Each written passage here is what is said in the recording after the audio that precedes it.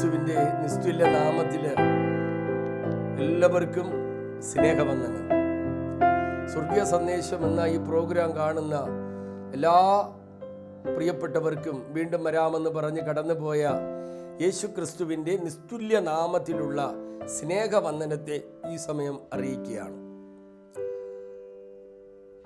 മത്തായി എഴുതിയ സുവിശേഷം 9-ാം അധ്യായം അതിൻ്റെ 18-ാം വാക്യത്തിൽ വേദപുസ്തകം ഇങ്ങനെ പറയുകയാണ്: അവൻ ഇങ്ങനെ അവരോട് സംസാരിച്ചു കൊണ്ടിരിക്കുമ്പോൾ ഒരു പള്ളിപ്രമാണി വന്ന് അവനെ നമസ്കരിച്ചു.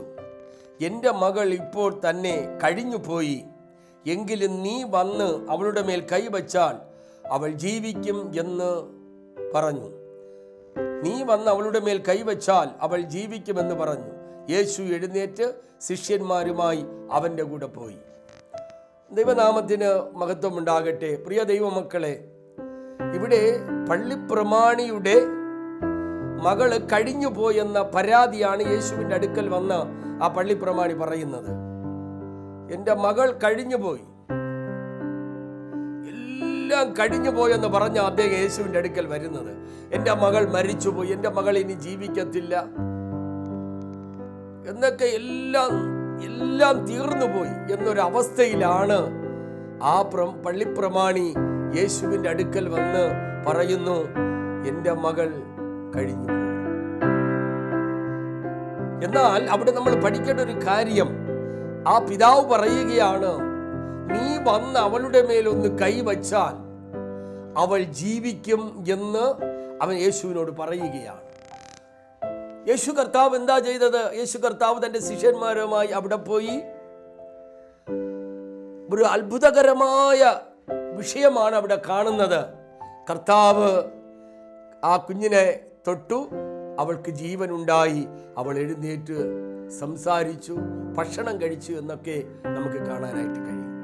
പ്രിയ ദൈവമക്കളെ, എല്ലാം കഴിഞ്ഞു എന്ന് ചിന്തിക്കുന്ന ഒരു കൂട്ടരുണ്ട്.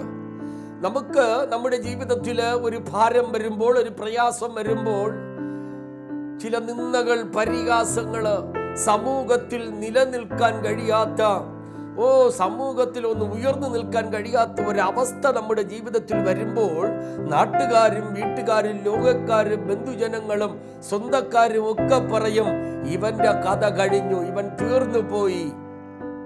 ഇല്ല പ്രിയ ദൈവമക്കളെ, ആ പ്രമാണി പറഞ്ഞതും അങ്ങനെ, എൻ്റെ മകൾ തീർന്നു കഴിഞ്ഞു, അവൾ മരിച്ചുപോയി, അവൾ ഇനി ജീവിക്കുമോ എന്നറിയത്തില്ല, എങ്കിലും നീ വന്നൊന്ന് കൈവച്ചാൽ അവൾക്ക് ഒരു ജീവൻ ഒരു ജീവിതം ഉണ്ടാകും.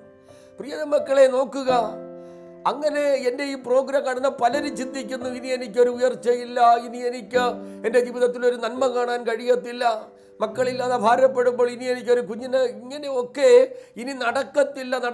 അവിടെയും പറഞ്ഞതാണ്, എൻ്റെ മകൾ കഴിഞ്ഞുപോയി, അവൾ തീർന്നുപോയി. ആ തീർന്നുപോയി എന്ന് പറഞ്ഞ് സകലരും വിധി എഴുതി തള്ളുമ്പോൾ ആ ഇടത്തിലാണ് എൻ്റെ യേശു ഇറങ്ങി വന്ന അത്ഭുതങ്ങളെ ചെയ്യുന്നത്. ഹല്ലേലൂയ. എൻ്റെ ഈ പ്രോഗ്രാം കണ്ടുകൊണ്ടിരിക്കുമ്പോൾ ആരും അത് മറക്കരുത്. ഹല്ലേലൂയ. വിദ്യാഭ്യാസത്തിൽ നിനക്കിനി ഉയർച്ചയില്ല. നീ പല ഇന്റർവ്യൂ എഴുതിയിട്ട് നിനക്കിനി ഒരു ജോലി കിട്ടത്തില്ല. എല്ലാം ഇവിടെ അസ്തമിച്ചു, എല്ലാം ഇവിടെ അവസാനിച്ചു. പ്രിയ ദൈവമക്കളെ, ഇങ്ങനെ ലൂസിഫർ സാത്താൻ നമ്മളെ നോക്കി പറയുമ്പോൾ, ഹല്ലേലൂയ, ആത്മാവിൽ വിളിച്ചു പറയുന്നു, അവിടെയാണ് ആമേൻ ദൈവത്തിന്റെ പ്രവൃത്തി നിന്റെ ജീവിതത്തിൽ ആരംഭിക്കുന്നത്. ഹല്ലേലൂയ. അവിടെ ആ ദൈവത്തിന്റെ പ്രവൃത്തി ആമേൻ നീ കാണാൻ തുടങ്ങുന്നത്.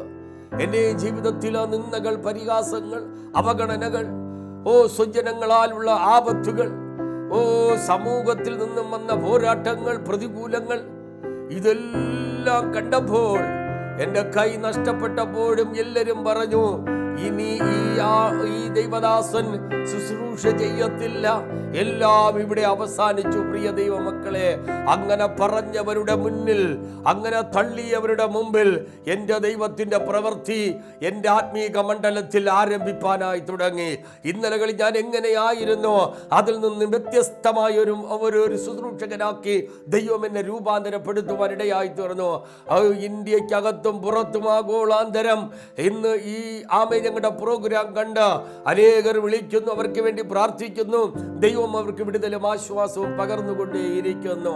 കഴിഞ്ഞു പോയി എന്ന് പറഞ്ഞ വിഷയത്തിന്റെ നടുവിൽ പ്രവർത്തിപ്പാൻ എൻ്റെ ദൈവത്തിന് കഴിയും. അതുകൊണ്ട് ഈ പ്രോഗ്രാം കാണുമ്പോൾ തന്നെ നിങ്ങളുടെ നെഞ്ചിൽ കരം വെച്ചിട്ട് പറ, കർത്താവേ, നടക്കത്തില്ലെന്ന് പിശാച് പറഞ്ഞ ചില വിഷയങ്ങൾ, നടക്കത്തില്ലെന്ന് പിശാച് തടഞ്ഞു വെച്ച ചില വിഷയങ്ങൾ, ഇതാ ഈ നാളുകളിൽ ദൈവത്തിന്റെ പ്രവൃത്തി ആ വിഷയത്തിന് നടുവിൽ പ്രവർത്തിക്കാൻ പോകുന്ന ദിനങ്ങളാകയാൽ ഞാൻ എൻ്റെ ദൈവത്തിന് മഹത്വം കൊടുക്കുകയാണ്. ഹല്ലേലൂയ. നോക്കുക, ആമേൻ. എൻ്റെ കർത്താവ് എഴുന്നേറ്റ് ശിഷ്യന്മാരുമായി അവന്റെ അടുക്കൽ ചെന്നു. ഹല്ലേലൂയ. അവിടെ ഒരു മിറക്കിൾ അഥവാ അത്ഭുതത്തെ ദൈവം ചെയ്തതായിട്ട് നമുക്ക് വേദപുസ്തകത്തിൽ കാണാൻ കഴിയും. ഹല്ലേലൂയ. എവിടെയും എല്ലാം ശൂന്യതയാണ്. ഇനി എനിക്ക് മുൻപോട്ട് പോകാൻ കഴിയത്തില്ല. ഞാൻ ഇനി എന്തിന് ജീവിക്കണം?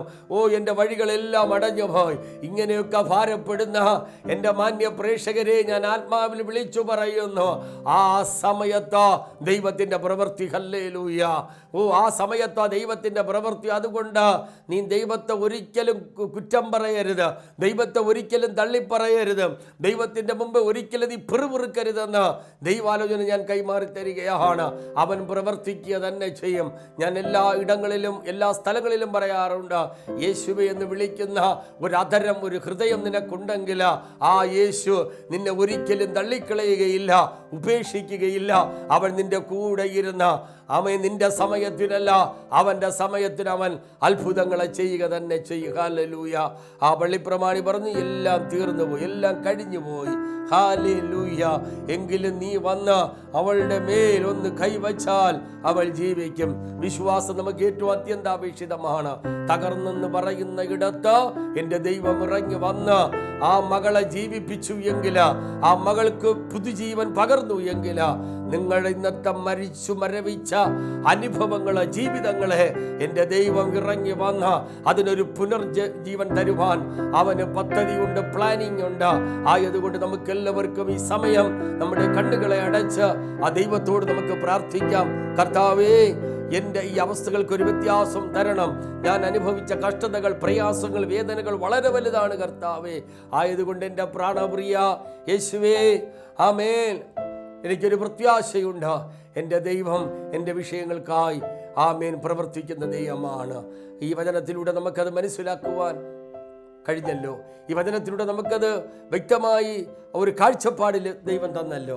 ആ കാഴ്ചപ്പാടിൽ ജീവിക്കുവാൻ, അങ്ങനെയുള്ള ആ നല്ല അനുഭവത്തിൽ മുൻപോട്ട് പോകുവാൻ ദൈവമായ കർത്താവ് നമ്മൾ ഓരോരുത്തരെയും സഹായിക്കട്ടെ, കൃപ ചെയ്യട്ടെ എന്ന ദൈവനാമത്തിൽ ഞാൻ നിങ്ങളെ ഒരിക്കൽ കൂടെ ദൈവാലോചന കൈമാറി തരുന്നു. അതുകൊണ്ട് ഒന്നും എനിക്ക് ലഭിച്ചില്ല.